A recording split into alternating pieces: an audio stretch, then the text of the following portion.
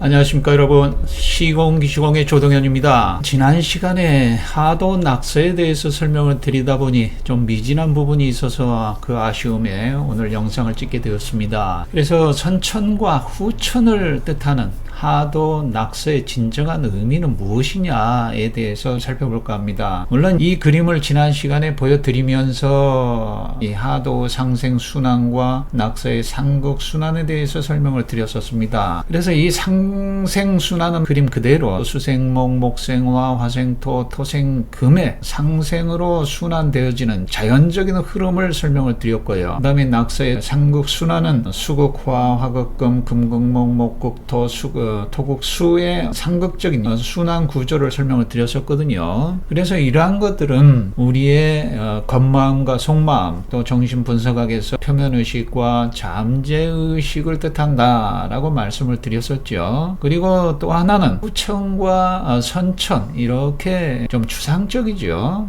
선천의 과거와 후천의 미래를 뜻합니다만 이 진정한 의미는 지금 여기를 뜻한다고 보겠습니다.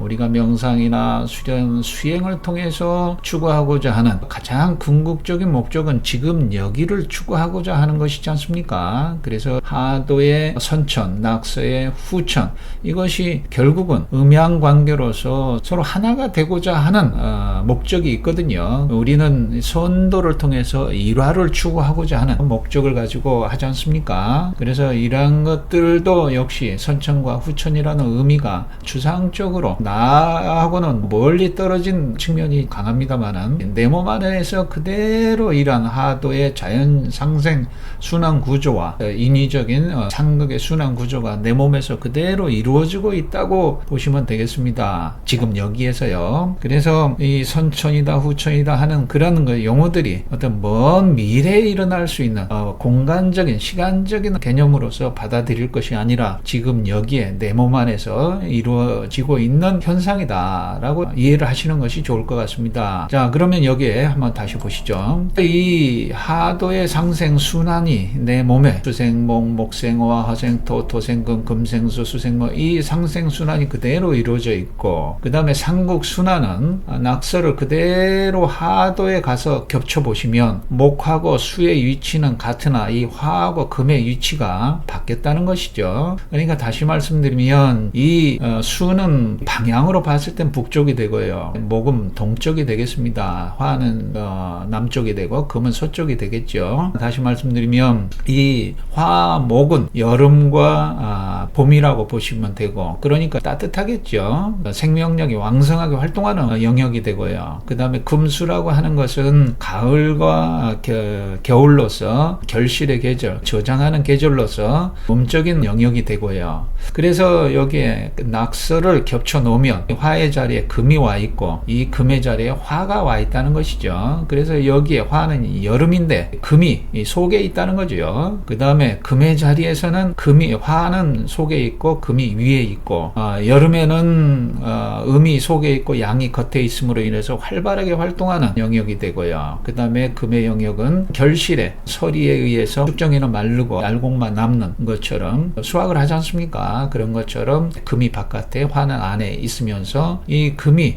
화를 제어하고 조절하는 걸로서 금화교역이다. 그래서 밑에 수생목, 목생화, 금생수, 이건 상생관계지만 이 금과 화는 유일하게 상극관계인데 이 상극관계를 상생관계로 바꾸려면 이 토가 개입이 되어져야 화생토, 토생금 이렇게 무리 없는 금화교역이 되어진다고 보시면 되겠습니다. 그러니까 금화의 상극관계를 이 토가 개입을 함으로써 부드럽게 자연스럽게 바꿔준다는 얘기가 되겠죠. 이것이 이제 표면의식의 겉마음이 되고요. 그 다음에 여기에 밑에 수목의 상생관계, 그 다음에 금수의 상생관계, 화목의 상생관계는 자연 상생순환 하도의 성격이 스며 있다 그랬죠. 그래서 너무 자연적인 것도 문제가 되어지지 않습니까? 현실에 있어서 무능력한 성향을 가져올 수 있으니 여기에도 토가 개입이 되어지면 수와 목 사이에 토가 개입이 되어진다고 한번 보십시오.